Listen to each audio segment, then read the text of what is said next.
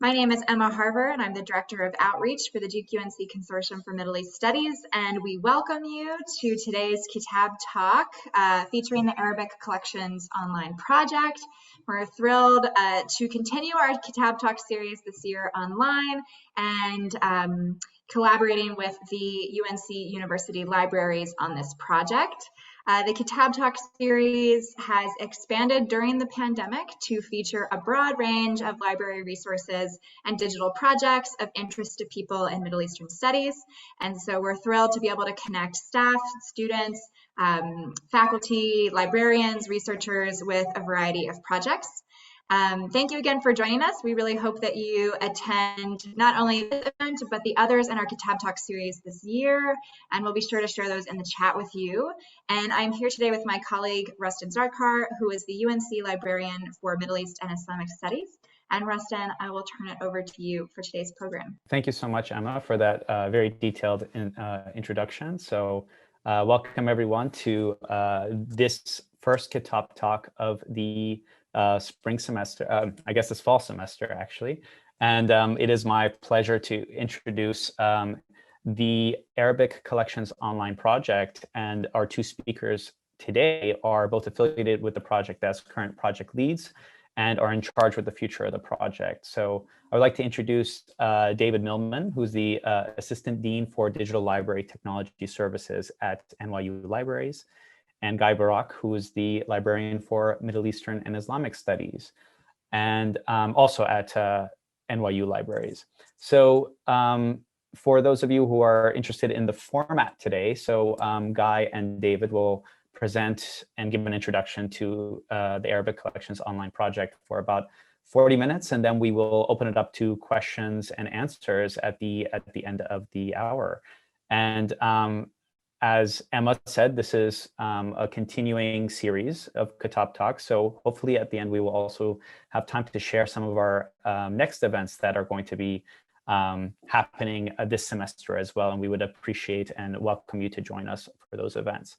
So without taking too much time, I would like to turn it over to Guy and David. Guy and David, thank you so much for joining us and welcome. Thank you. First, thank you, Rustin and Emma, for the invitation to present ACO, or Arabic Collections Online, as part of the Kitab series. It's been a very exciting series, so I'm glad to be part of it. I'll share my screen. So as Rustin said, I'll start by offering a very general overview of the scope of the collection, or sort of an introduction to what you can find or what you can expect to find in Arabic Collections Online. And then David will say a few, David will discuss the various challenges, technological challenges, and the project management challenges that we have had to deal with, and we are to some extent still dealing with with this project. I assume that many of you have some familiarity with Arabic Collections Online, so some of what parts of what I'm going to say may sound familiar to you, so please bear with me. So Arabic Collections Online started more than a decade ago, and the idea was to digitize all the Arabic content, specifically Arabic monographs that are in the collections of several institutions, and make this content freely available and downloadable to the world. It's a partnership of several leading research collections in the United States and the region, NYU, Princeton, Columbia, Cornell, and Princeton, and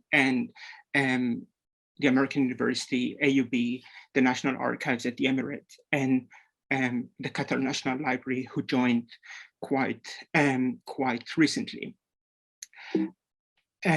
Over the years, we have benefited from the advice and the enthusiastic support of our advisory board and many others who are not part of this board.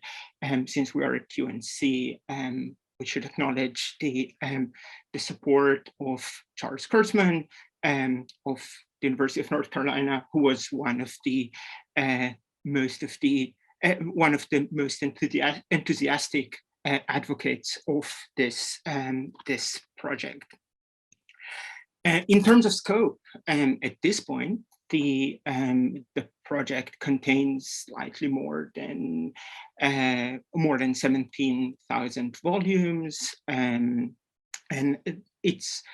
there are fewer titles, and we can talk a little bit about it.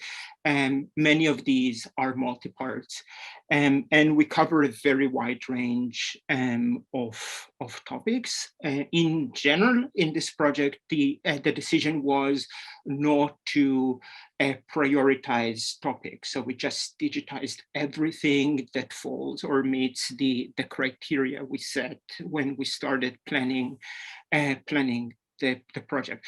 There are no periodicals, and there are no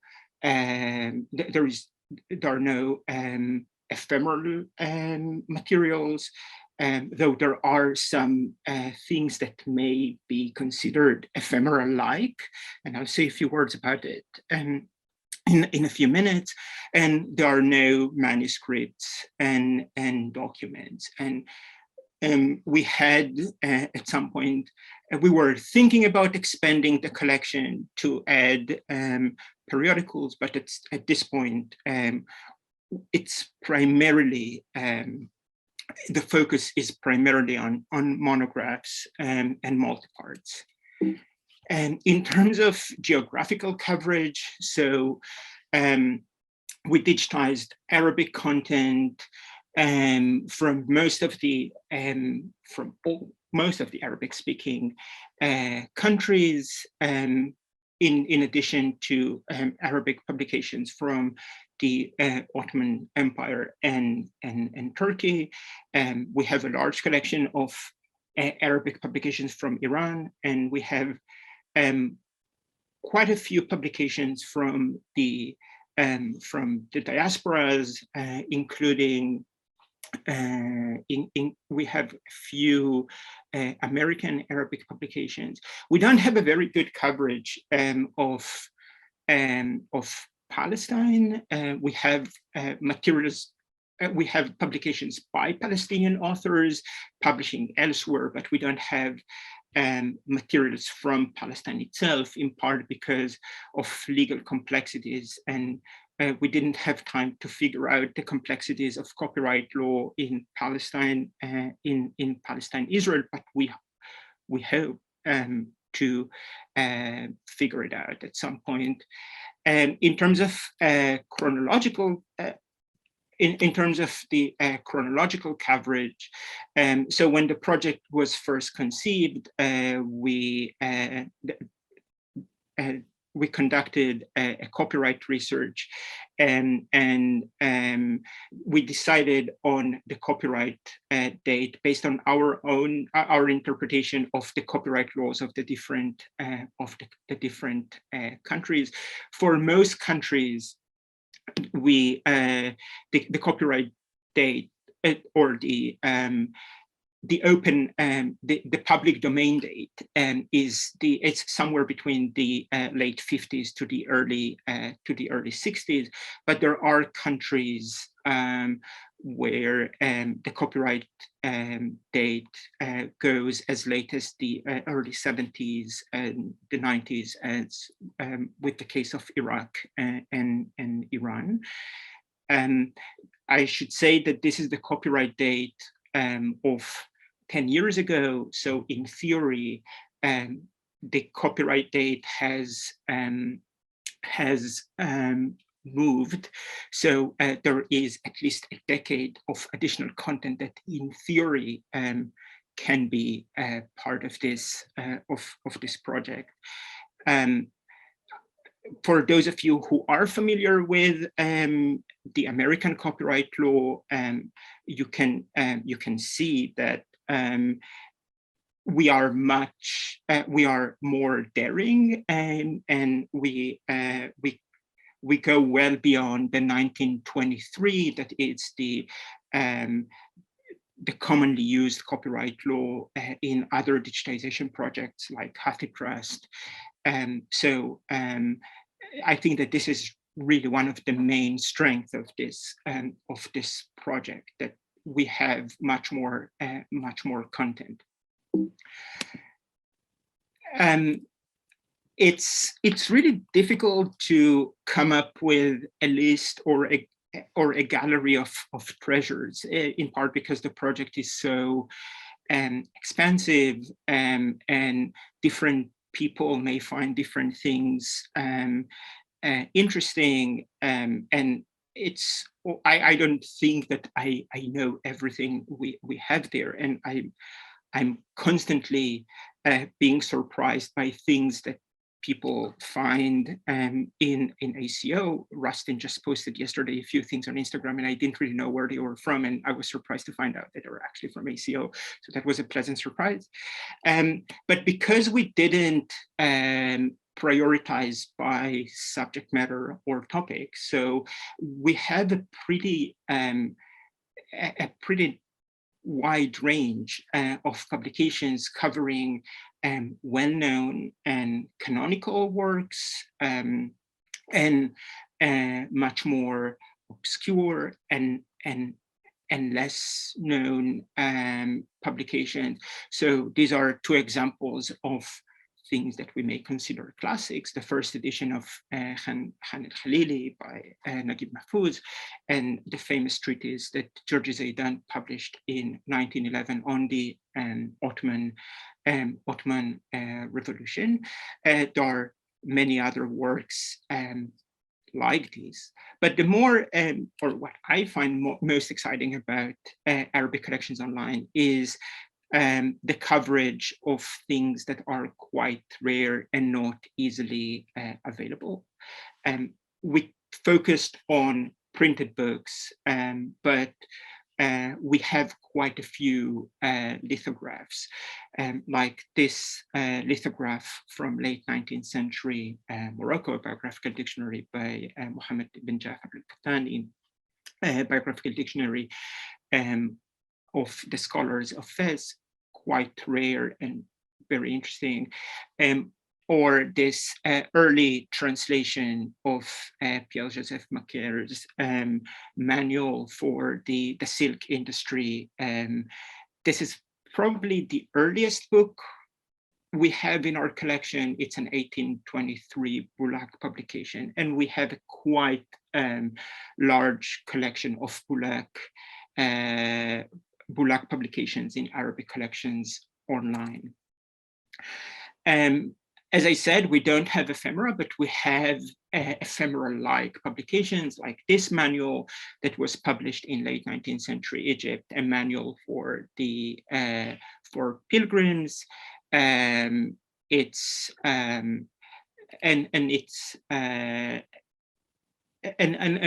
we have quite a few of these, and we don't. They're not marked as ephemera, so we'll just have to explore our collections. We also have a very large collection of catalogs, like this catalog, one of the earliest catalogs of one of the first exhibitions in the National Library of Beirut after the Lebanese independence of 1946, one of the earliest publications of the Egyptian Museum, published in 1939, and there are quite a few of these from different parts of the Middle East and North Africa. There are some cookbooks, like this cookbook published in Iraq, and for those of you who have been following our Twitter account, we tweeted about it when the pandemic started and people were desperate for cookbooks. So we we highlighted this title. And there are also quite a few government publications, like this publication on the sugar factories in Mosul. Again, because we didn't prioritize, so we have everything that met the criteria was included in Arabic collections online. And when we had to prioritize, when we were reaching the end of our fundings, or we had, the project was reaching its the end of the first phase, we try to keep this balance of canonical and less canonical works throughout.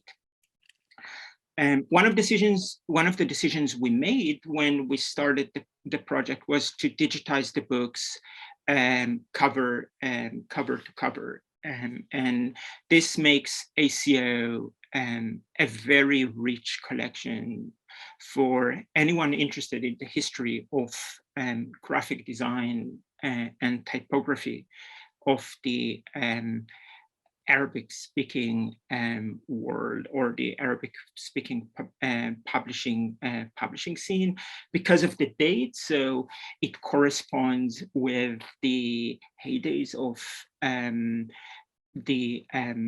what is now considered Arab modernism.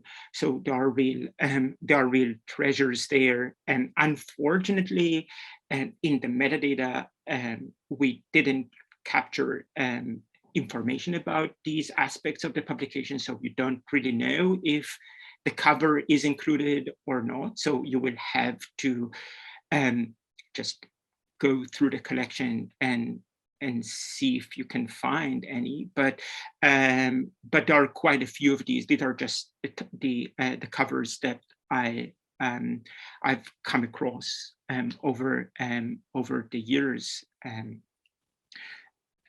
and I'll just conclude this part by saying a few words about where you can find ACO, the ACO content. So you can find much of our content. You can find our content on the ACO platform, or you can just Google Arabic Collections Online, and you will get to the platform where you can download the books in low and high resolution. Or you can find them in WorldCat. We are in the process of loading our records to WorldCat. You can also search WorldCat. You can search Arabic Collections Online on WorldCat, and you'll see the books that are there. At this point, there are around 5,000 books in WorldCat.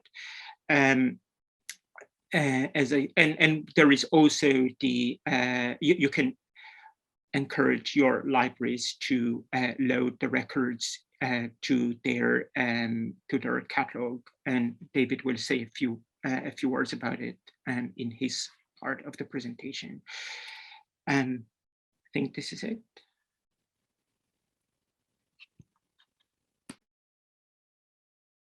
Okay, over to me. Thanks, Guy. I thought we were talking before we started. I was talking with Rustin a little bit about who's here and what you might be interested in, and I'm sure that what Guy was talking about and what we have in this collection is of great interest, and I hope so.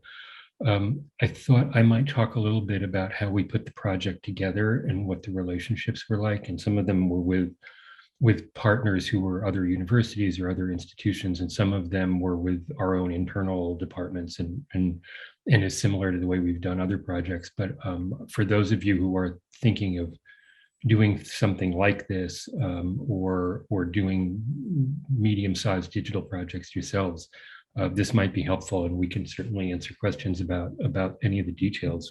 I think we'll have plenty of time for questions.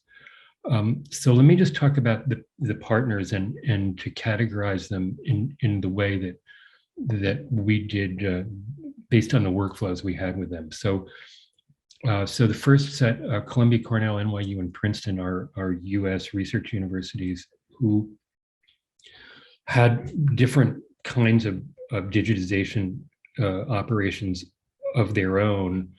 And also, since we started this in probably around 2014 or 2013, I think, a lot of those institutions, including NYU's, had mostly migrated to using vendors for high volume scanning. I think we all started out scanning books one at a time from our rare book collections, and we still do to a large extent. But the books in this Arabic Collections Online collection were all pulled from the stacks in all of these libraries, and none of them are considered rare from the point of view of the preservation departments in those libraries.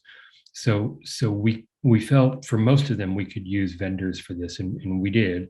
There were a couple of exceptions where things were fragile and we used our own in-house operations, but for the most part we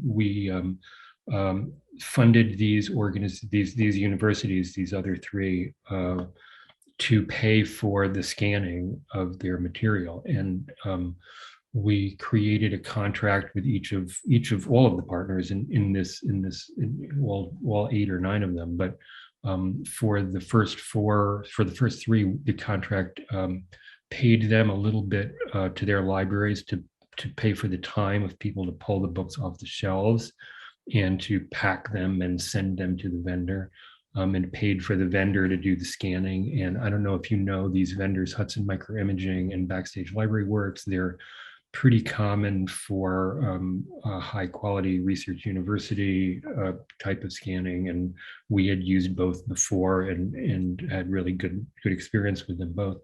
Hudson Microimaging did not survive COVID, and so they went out of business last June, and so we had to do some scrambling around to finish the scanning that they had started. And you can imagine this time last year, or it was a little earlier, it was June last summer, before vaccines, and trying to get people to pull books off shelves when most of these libraries were closed, and trying to find a vendor who would be willing to receive a shipment and had staff on hand to do the scanning. And that was a pretty exciting time. We hope we don't have to do that again, but not quite yet. Thank you. And so that's a long story that Guy is reminding me not to tell because it's a long story. But suffice to say that we did move from one vendor to another last year in the middle. And so the partners in those cases, Columbia, Cornell, Princeton, and even NYU's collection, the metadata that we got from the partners that we merged into the common collection varied quite a bit. And it usually had to do with the practices at that institution at the time the book was acquired, because most of these places, and us included, don't go back and redo the metadata. So you'll have half cards and you have all kinds of whatever was done at the time. And so the metadata vary widely, and you'll see in a slide coming up that we paid for some adjustments in the cataloging when we brought things in-house.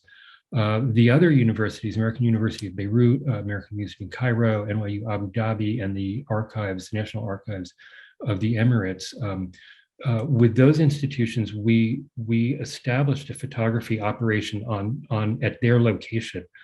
And so for Beirut and Cairo, we bought cameras for them, pretty nice, high quality scanning cameras, and brought their staff to New York a couple of times to learn the best practices that we were using for our rare book imaging, and then also the imaging that we were using for these collections that were more about access than preservation.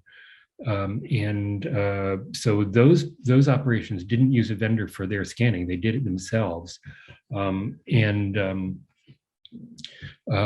Abu Dhabi already has a scanning operation that we worked with them to set up a number of years ago, and so does the National Archives in the Emirates. So they were more about just following the image guidelines that were pretty familiar to them already, and the metadata guidelines, and send stuff to us as they do it. Let's see. Okay, now let's go ahead to the next slide guide, please. I will not read this slide to you all, but you may have questions. Some of you may have questions about specific parts of it, and I'd be happy to get into more detail. Just quickly to summarize, we're storing this material to the way we store preservation collections. And so mirrored storage, we're using the Open Archival Information System, archival information packages. That's what that next acronym is, which is a standard for archival collections. We do checking of that storage. And we store it like we store like high quality preservations for what we would do for our rare books. It's on the same kinds of storage hardware. Just reading across the top, we're providing access to the storage using pretty standard tools. We invented a page turning application that reads JPEG 2000 images. And we're probably migrating that to a IIIF interface probably this year. We're moving most of that stuff to IIIF, which is a more interoperable and a standard and wider use, and allows us to also share this collection with other people who have similar collections and make it pretty seamless for people who are viewing it. So we're looking forward to that. We're offering downloads of the whole file, and we're working on full text search, and I can say more about that in a minute. Metadata, pretty standard metadata.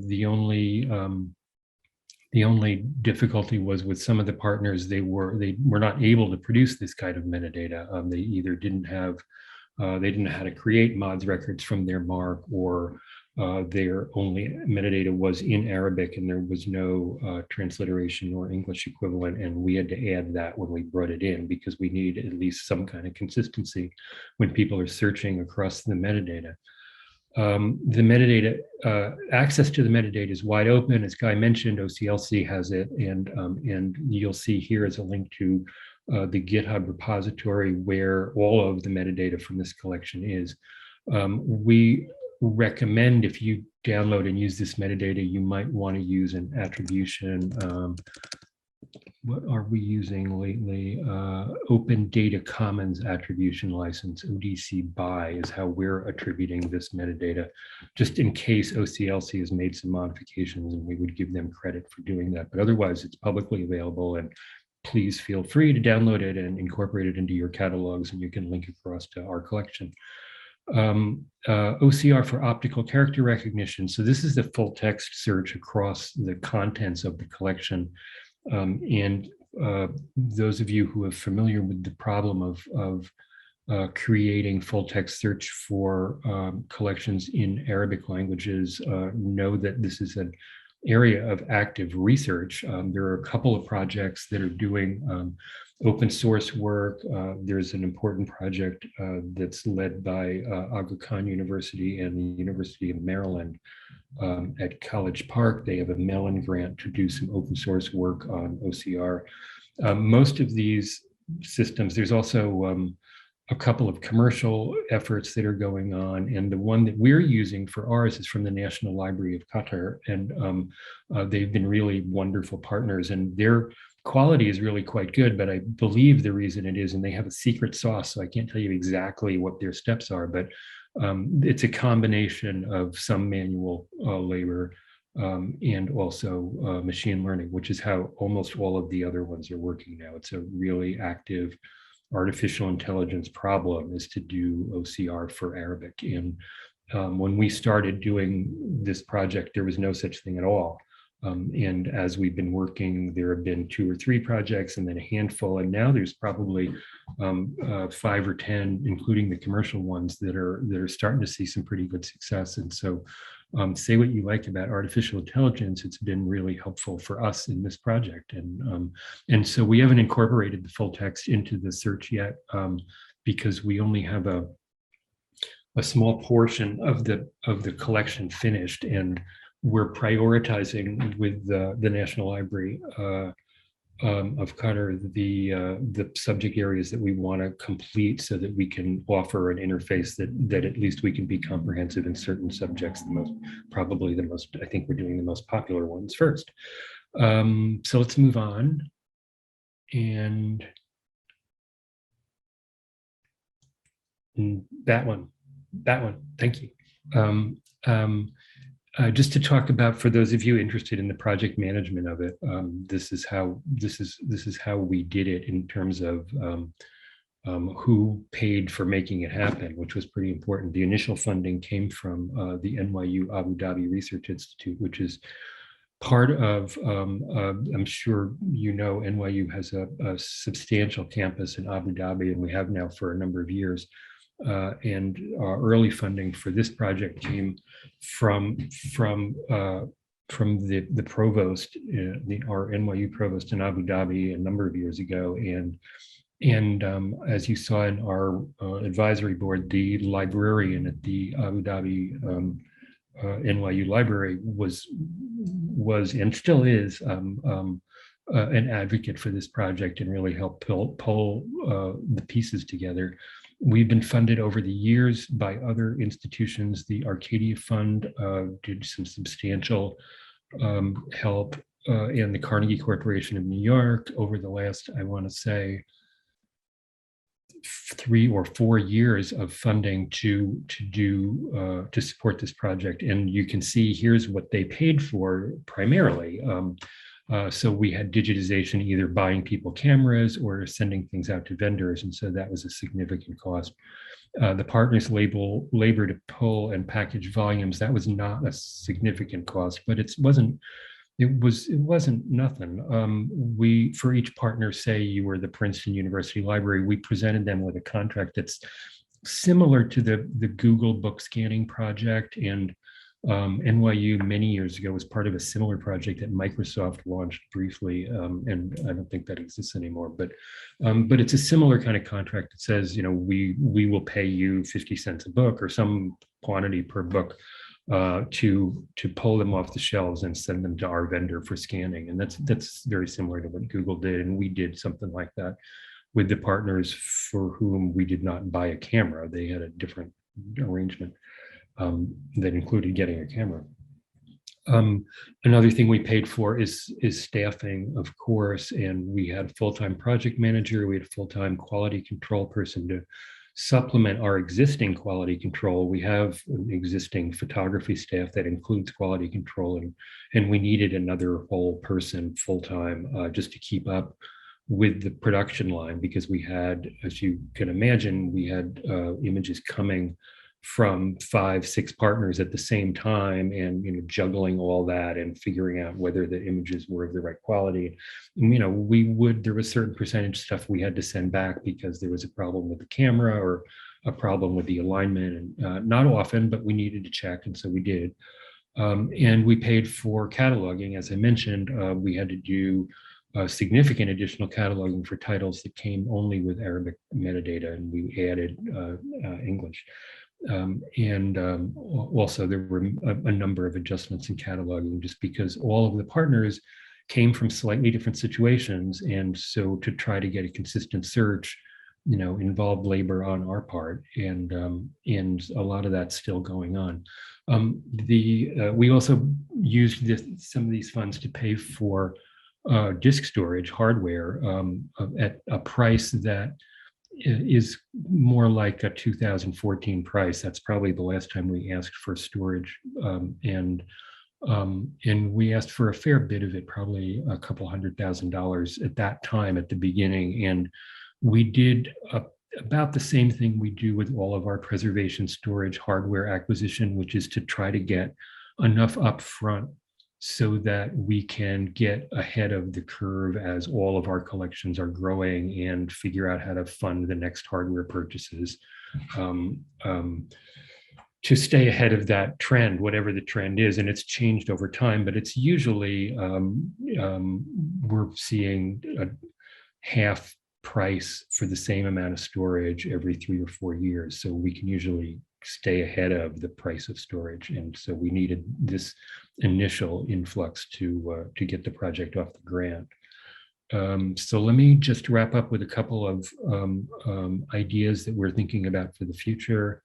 And so I should say that a lot of the digitization has ceased. All of the U.S. research libraries have finished all of the books that they said they were going to do. They were part of their initial commitment, except a little bit, I think, from one of them. Beirut and Cairo have finished theirs. The archives at the Emirates are still sending some material. We're still doing some cataloging work, and we're still doing the OCR work. But a lot of the big production stuff has stopped because we don't have the funds to keep it up at that rate again. And we would want to recruit a couple of new partners. We've had some ideas about other big research collections in the States that might complement what we have. And then we've been getting some other ideas from other people. So this is just a smattering of ideas, and we can talk about these or others too. So I'll just like spin through these because we're really interested in all of these. So I'll talk about them just quickly. Offering this collection as data, which is common to all of our collections now. People don't necessarily want to turn pages. They want every one of the 17,000 books to bring to their own institution and run AI algorithms on. That's a really common request for all of our data sets, and we're not really positioned to offer them to anybody that way. And this collection is similar, and we've had a couple of requests to just take the whole thing.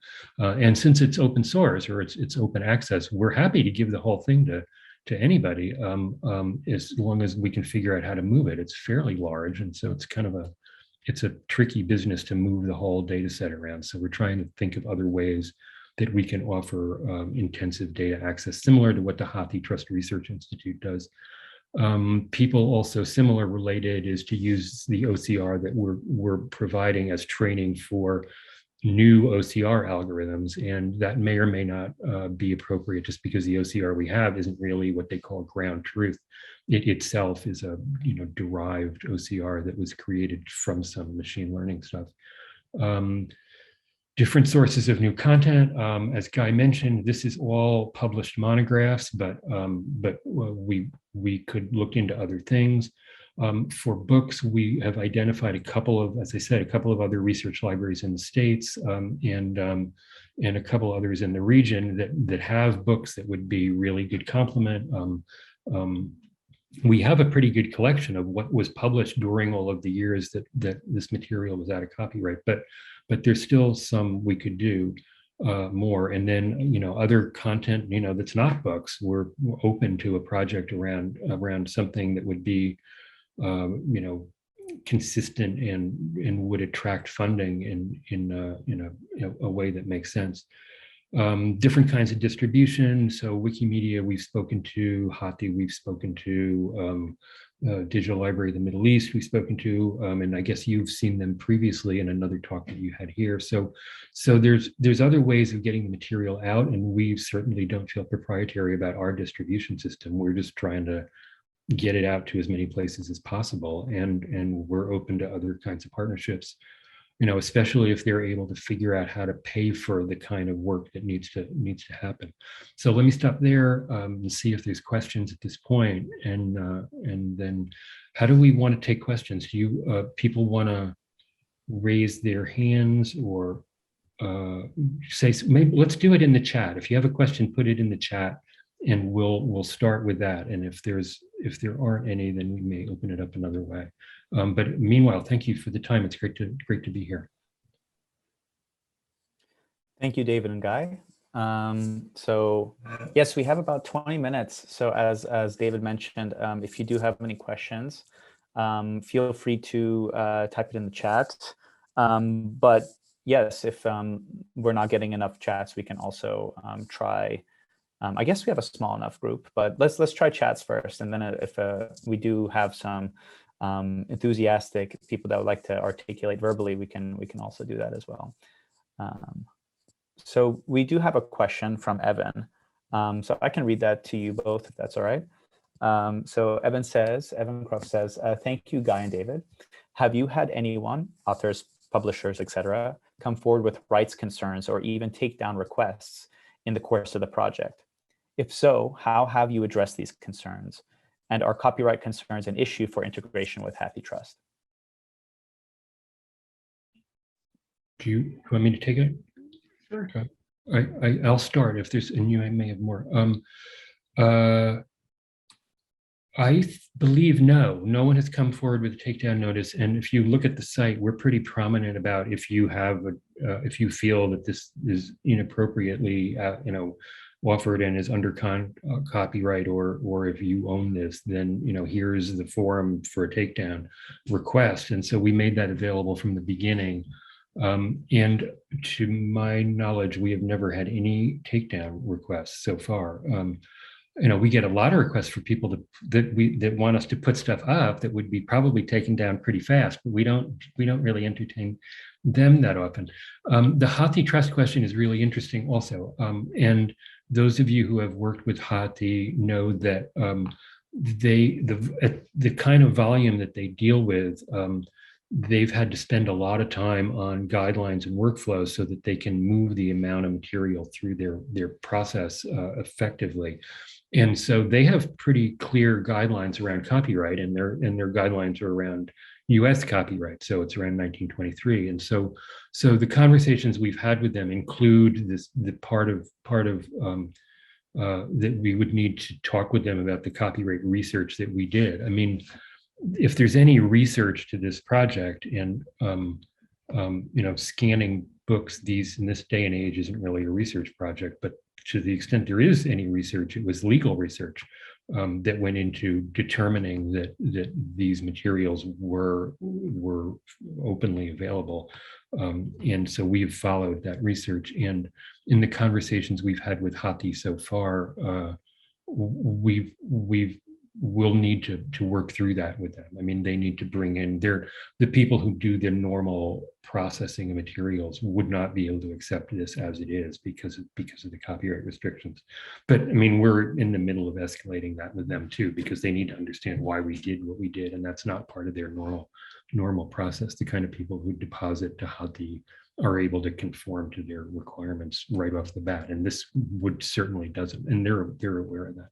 And we have other different, I think, metadata issues are more the concern for us depositing stuff with Hathi, but we're pretty anxious to get that back in action. We haven't talked to them in about a year, but we want to get back to that.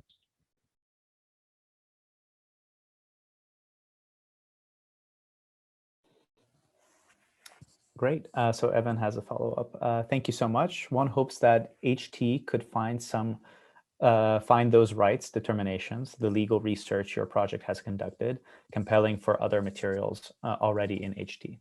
Yeah, we think so.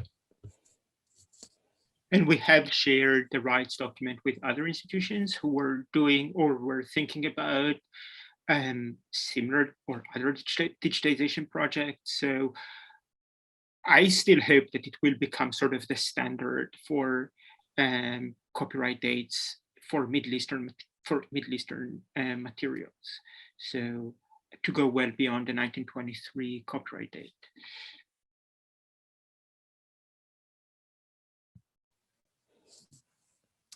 We have a question from Peter.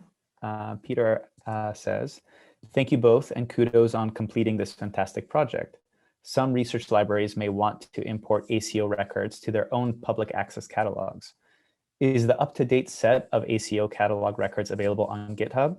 It seems not. Although ACO records are available in WorldCat, most overseas libraries do not have access/subscriptions to import records. Hi, Peter. I don't know. Guy, I'm turning it to Guy right away. Yeah, so the records are available on GitHub, and they should be pretty up to date. They are in several files. We may at some point have a single file covering the project. So far, very few libraries have loaded the records to their catalog, but they are available in this in this link. I think it's more difficult. It is possible to load them by institutions, but that will require some cleaning up and some work. But they are all available on, or most of them are available on the GitHub.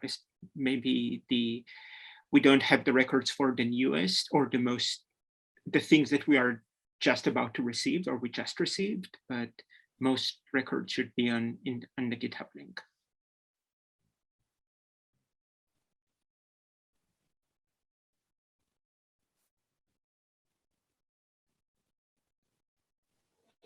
Any other questions? While we're waiting for some questions to be typed out, I do have a question for both you and Guy and David.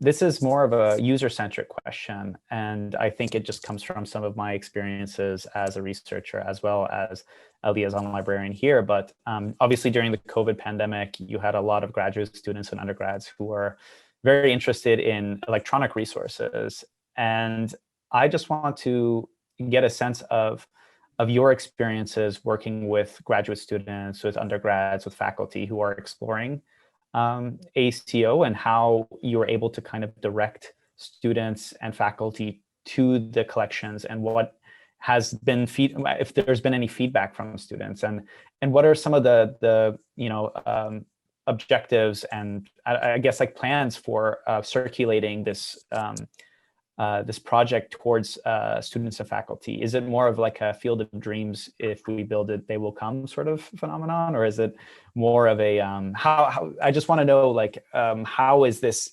project, which is, phenomenal and incredibly comprehensive, how is it being used and received by students, if you have any experiences with that? Yeah, I mean, I can answer this. It's been actually quite surprising, and we keep getting emails from users or users that I never thought would ever find out about this this project. We recently got an email from a university in the region who asked for the content. So people find it in different ways. During the pandemic, we saw this surge in use, but even before the pandemic, we saw a steady increase. More people know about it. More people find the content through WordCat and through Google, because WordCat is crawled.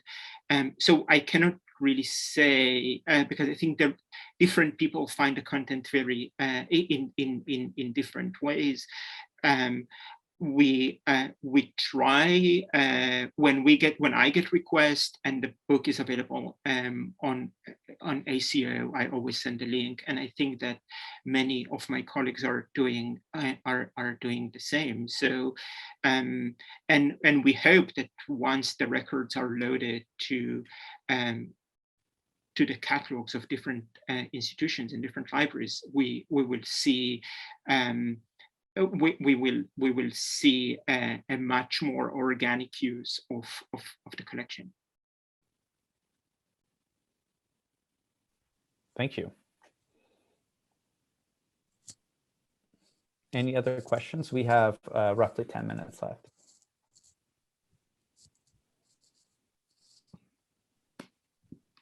The kind of questions I get from grad students are more the computer science grad students, so that might not count. And they're interested in the OCR and whether they can use the data set as a data set to run algorithms across it. But that's probably not what you meant. No, actually, that's something that I also think is incredibly important, because there are so many different OCR projects that are kind of getting off the ground. I just actually want to ask you about what you meant. I think you used a specific term, something ground off, not like, yeah. So is this, if you could explain, is that off because you're using machine learning to to kind of do OCR based on a specific set? Is that what that category is called? If I understand, I'm not an expert on this myself, but to the extent I understand it, one of the ways you train machine learning algorithms to recognize something is to show it how it's already been done by a real person. And so if you have a collection that has been transcribed by a person and is 100% correct, then you can, this is when you begin to train these algorithms to say, okay, did you match the real person yet or not, or try to keep trying until you do. And so they called this the original accurate 100% made by a person ground truth. And so to the extent that they approach that, their algorithm is better and better. The problem that we have with the OCR that we have is it wasn't generated 100% by a person, so it's not perfect. It's you know, in the 90%-ish perfect, but it's a different approach to training those algorithms. They can't really assume that it was ever perfect in the first place. So I don't know what that does statistically, but there may be people in the audience who can correct me about that because I'm not the expert. Great, thank you for the clarification. So Peter has a hypothetical question.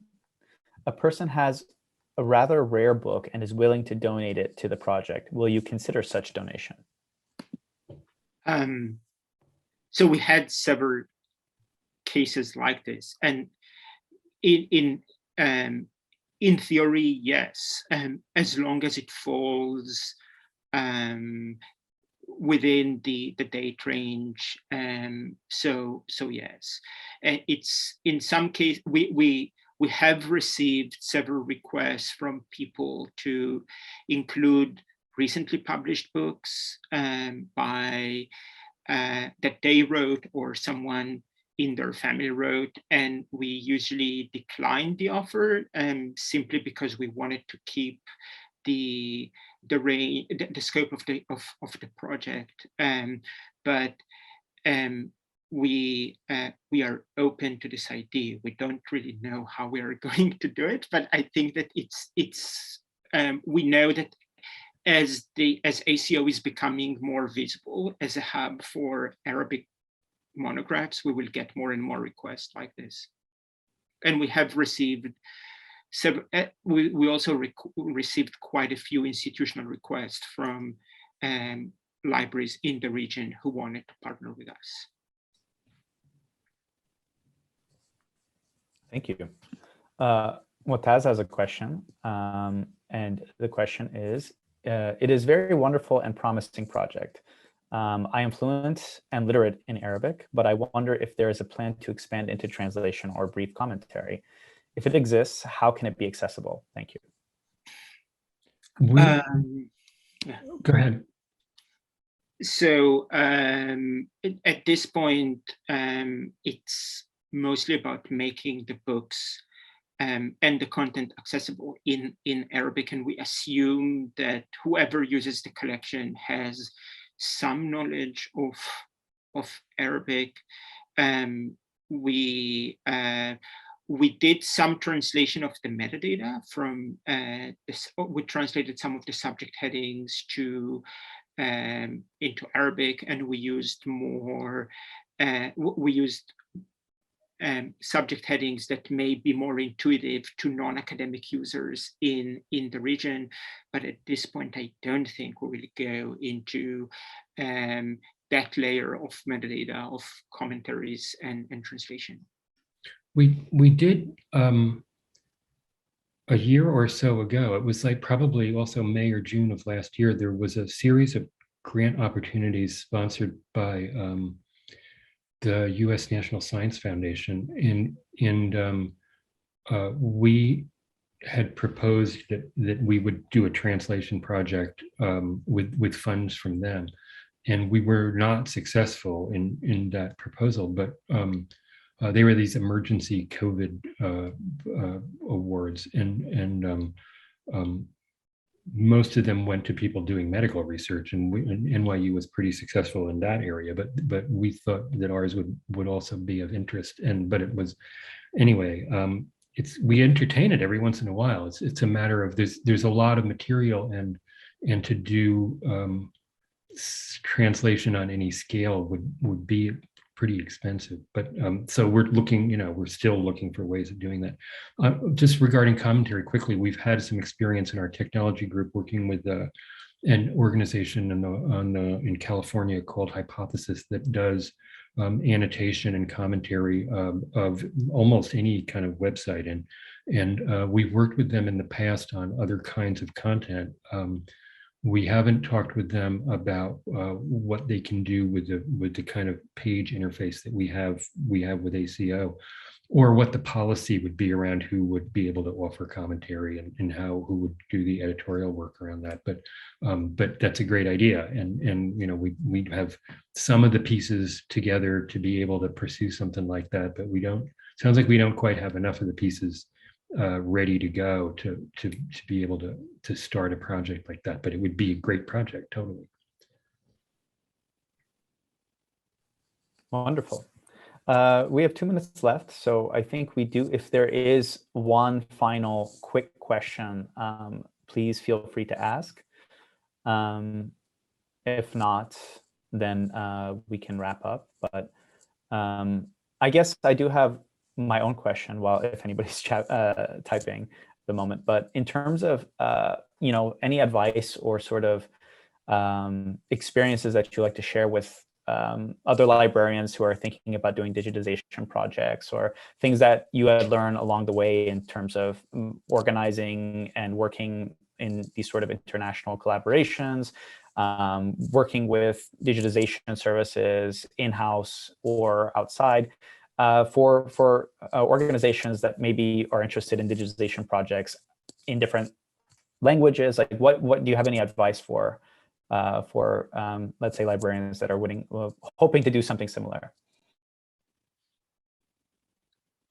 That's a great question. I would say that maybe the most interesting challenge about this project is that it's been in the making for so long, and the expectations of our users have changed so dramatically since we started.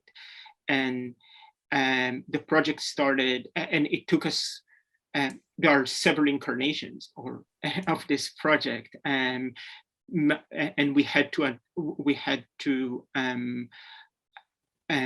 make these changes to meet the new expectations that users have had, in part because of their experience with other products that are now available. So that made it interesting, and it was a very interesting learning curve, I think, or a learning experience for all of us. I will just add quickly, because I see we're at time, just 2 things. One is project management, which was a capacity that we didn't have, and this has a lot of moving parts, and you need that just because there's so many pieces changing all the time. And maybe that's enough. You need somebody who can keep all the balls in the air. And there were implications on our cataloging department and on our digitization department, and so you need to have those parts of your library on board, because you're asking for their labor. So it's easy to make up a project without asking them, but it's hard to implement it. For sure, definitely. Well, thank you so much. I know we are out of time, and I'm sure people have other obligations. So I want to thank both Guy and David for being a part of this Kitab Talk series. It was a pleasure to have both of you and to hear more about ACO. Thank you so much. Thank you. It's good to have you. See you. Thank you. And for everybody else, this was our first series talk. We have 2 more this semester. One is on October 19th. And so in terms of the book, Kitab Talk as a title, we're kind of being more liberal with the understanding of Kitab and focusing on books. So we are focusing on other sorts of digital projects and library projects. Some of them are going to be present this semester. So October 19th, we have a presentation on the 1947 partition archive, which is more oral history based, focusing on the partition of India in 1947. And on November 16th, we're having a discussion on gramophone, which is a project on audio preservation of 78 MP records produced by composers in the North African Jewish community in the 20th century. So please, Emma has been kind enough to share the registration links for both of those. So if you are interested in those events, we would love to see you on again this semester. So thank you so much for your attention and for your participation in this Kitab Talk. And we wish everybody to have a great day. Thank you.